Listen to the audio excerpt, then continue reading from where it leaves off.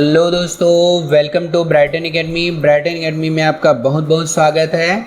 आज का हमारा टॉपिक है व्यष्टि अर्थशास्त्र और समष्टि अर्थशास्त्र में अंतर, साथ ही साथ इसका अर्थ भी हम लोग देखेंगे। ठीक है बच्चों, तो अब हम लोग देखते हैं फर्स्ट नंबर अंतर के आधार में अर्थ। तो अर्थ को समझते हैं। व्यष्टि अर्थशास्त्र में आर्थिक इकाई के एक भाग का अध्ययन किया जाता है। इसमें ध्यान रखना बच्चों, एक भाग का अध्ययन किया जाता है, जैसे कि एक उत्पादक के द्वारा उत्पादित वस्तु का अध्ययन या एक उपभोक्ता का अध्ययन, एक उपभोक्ता कितना उपभोग करता है उसका अध्ययन, एक व्यापारी के बारे में अध्ययन। ठीक है, तो इसमें पर्टिकुलर किसी एक चीज को लेकर अध्ययन किया जाता है। ठीक है, ज्यादा से ज्यादा चीजों को लेकर अध्ययन नहीं किया जाता है। ठीक है, इसके बारे में हम लोग कहेंगे तो एक चीज और कह सकते हैं बच्चों, व्यष्टि अर्थशास्त्र आर्थिक इकाइयों की छोटी से छोटी चीजों के बारे में अध्ययन किया जाता है या पर्टिकुलर किसी एक चीज को लेकर अध्ययन करते हैं। ठीक है बच्चों, तो व्यष्टि का मतलब क्या होता है बच्चों? व्यष्टि का मतलब होता है छोटा या स्मॉल होता है। इसी कारण इसमें छोटी छोटी चीजों को लेकर अध्ययन किया जाता है या छोटे लेवल पर अध्ययन किया जाता है। समष्टि अर्थशास्त्र के बारे में समझेंगे। समष्टि अर्थशास्त्र में संपूर्ण अर्थव्यवस्था अर्थात हमारे देश की पूरी अर्थव्यवस्था का मतलब क्या हो गया बच्चों? जो आर्थिक क्रियाएं सरकार ने बनाई है। ठीक है जी, आर्थिक क्रियाओं के लिए जो सरकार ने व्यवस्था बनाई है। आर्थिक क्रियाएं मतलब क्या हो गया बच्चों? मतलब पैसे कमाने संबंधी जो भी व्यवस्थाएं बनाई है, जैसे कि इंस्टीट्यूशन खोले, कॉलेज खोले हैं, सरकारी संस्थान हैं। ठीक है बच्चों, तो सरकार ने जो जो काम किया है अर्थ से रिलेटेड, पैसे से रिलेटेड जो व्यवस्था बनाई है उसको अर्थव्यवस्था कहते हैं। ठीक है बच्चों, तो हम लोग क्या करते हैं, संपूर्ण अर्थव्यवस्था अर्थात हमारे भारत की पूरी अर्थव्यवस्था के वृहत इकाई का मतलब विशाल रूप में, वृहत मतलब विशाल रूप में अध्ययन किया जाता है। जैसे कि उदाहरण के रूप में अपन देखेंगे राष्ट्रीय आय का अध्ययन।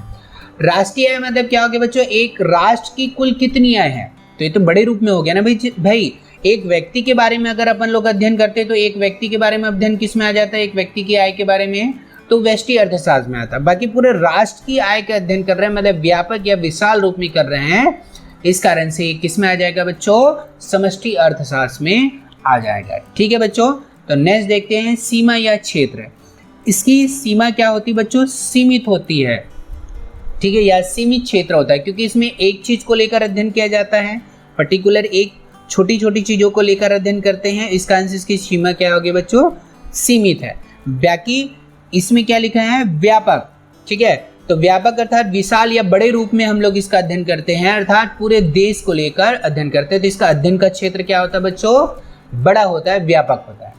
समस्याओं का स्तर अर्थात किस समस्या को किस लेवल पर हम लोग अध्ययन करते हैं। ठीक है बच्चों, तो इसमें देखते हैं एकमात्र व्यक्तिगत समस्याओं के समाधान को प्रस्तुत किया जाता है। मतलब इसमें क्या किया जाता है? पर्टिकुलर किसी एक व्यक्ति या एक समस्याओं को लेकर उसका समाधान या सुधार प्रस्तुत किया जाता है। ठीक है बच्चों, बाकी इसमें क्या होता है? समष्टि अर्थशास्त्र में संपूर्ण अर्थव्यवस्था मतलब पूरे देश की अर्थव्यवस्था को लेकर, उनकी समस्याओं को लेकर उसका विश्लेषण अर्थात उसका छानबीन कर उसका समाधान अर्थात उसका सुधार करते हैं। ठीक है बच्चों, तो समस्याओं का स्तर क्या होता है? इसमें बड़ा व्यापक रूप में रहता है, अर्थात संपूर्ण अर्थव्यवस्था को लेकर लेते हैं। और इसमें क्या किया जाता है बच्चों? किसी एक व्यक्तिगत किसी एक चीज को लेकर अध्ययन करते हैं, किसी एक चीज की समस्याओं का अध्ययन करते हैं। ठीक है बच्चों, अगर आप लोग मेरे चैनल में नए होंगे बच्चों तो प्लीज मेरे चैनल को सब्सक्राइब कर लीजिए। ठीक है बच्चों, तो फोर्थ नंबर पॉइंट देखते हैं, उद्देश्य। इसका उद्देश्य होता है व्यक्तिगत समस्याओं का अध्ययन, समझ में आ रहा हो बच्चों, और इसका उद्देश्य होता है सामूहिक संबंधी समस्याओं का अध्ययन। सामूहिक मतलब क्या हो गया बच्चों? या समूह संबंधी समस्याओं का अध्ययन मतलब क्या हो गया? यहाँ पर किसी एक व्यक्ति के आय के बारे में अध्ययन नहीं किया जाता है, पूरे राष्ट्र में जितने भी लोग हैं उसकी आय का अध्ययन किया जाता है। तो ये क्या हो गया बच्चों? राष्ट्र में सभी लोगों के आय का अध्ययन एक साथ किया जाता है, तो वो समूह हो गया, अर्थात समूह संबंधी समस्याओं का अध्ययन है। ठीक है, सामूहिक मात्रा। ठीक है बच्चों, तो सामूहिक मात्रा का मतलब क्या हो गया बच्चों? समूह अर्थात जनसंख्या से है। ठीक है, तो देखते हैं यहाँ पर क्या है।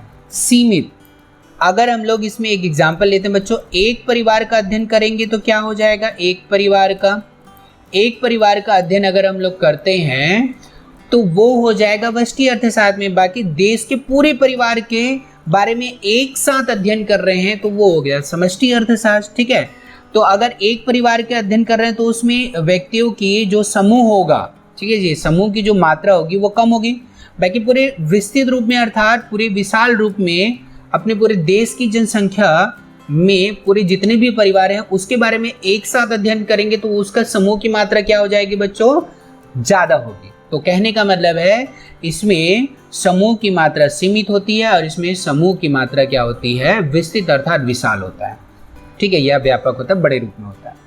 6वां नंबर है बच्चों उपयोगिता।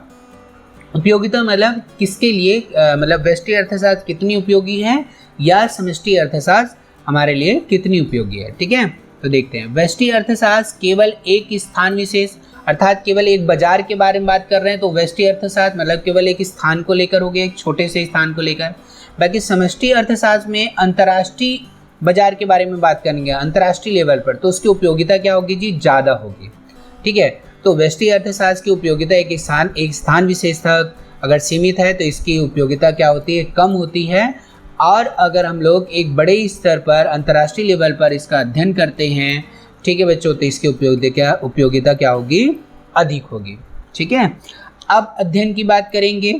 7वां नंबर पॉइंट है एक व्यक्ति और उसके व्यवहार का अध्ययन। इसमें क्या किया जाता है बच्चों, एक व्यक्ति को लेकर अध्ययन किया जाता है और उस व्यक्ति के द्वारा किस प्रकार का व्यवहार किया जा रहा है। व्यवहार का मतलब यहाँ पर क्या होगा बच्चों, जब वो कोई वस्तु खरीदता है या कोई वस्तु बेचता है, ठीक है जी, इसके बारे में हम लोग अध्ययन करते हैं तो वो व्यवहार के अंतर्गत आ गया। ठीक है, और दूसरा क्या होगा बच्चों, यहाँ पर अब देखेंगे समष्टि, तो संपूर्ण अर्थव्यवस्था, संपूर्ण समाज और उसके व्यवहार का अध्ययन किया जाता है। संपूर्ण समाज, इसमें क्या करते हैं बच्चों, एक व्यक्ति के बारे में अध्ययन करते हैं, इसमें संपूर्ण समाज अर्थात पूरे देश के पूरे सामाजिक दायरे को अपन लोग लेकर अध्ययन करते हैं। ठीक है, तो ये बड़े व्यापक रूप में होता है।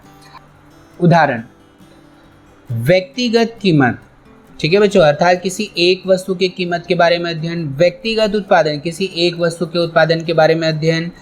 व्यक्तिगत उपभोग, किसी एक वस्तु के उपभोग के बारे में अध्ययन। एक फर्म को लेकर अध्ययन या एक उद्योग को लेकर अध्ययन किया जाता है। बाकी इसमें क्या किया जाता है बच्चों, राष्ट्रीय आय को लेकर अध्ययन करते हैं। ठीक है, मतलब राष्ट्र की पूरी आय को लेकर। कुल उपभोग मतलब राष्ट्र में अपने जितने भी लोग हैं उसके द्वारा कुल कितना उपभोग किया जा रहा है, व्यक्तियों के द्वारा कुल कितनी वस्तुएं इस्तेमाल में लाई जा रही है या खपत हो रही हैं। कुल रोजगार मतलब यहाँ पर हम लोग कुल रोजगार का अध्ययन करते हैं, मतलब राष्ट्र में लोगों को कुल कितना रोजगार मिला है या कितने लोग रोजगार में हैं आदि के बारे में अध्ययन किया जाता है। ठीक है बच्चों, तो आप लोग को टॉपिक अगर क्लियर हो गया बच्चों तो प्लीज़ चैनल को सब्सक्राइब कर लीजिए और वीडियो को लाइक एंड शेयर कीजिए। ठीक है बच्चों, thank you for watching this video.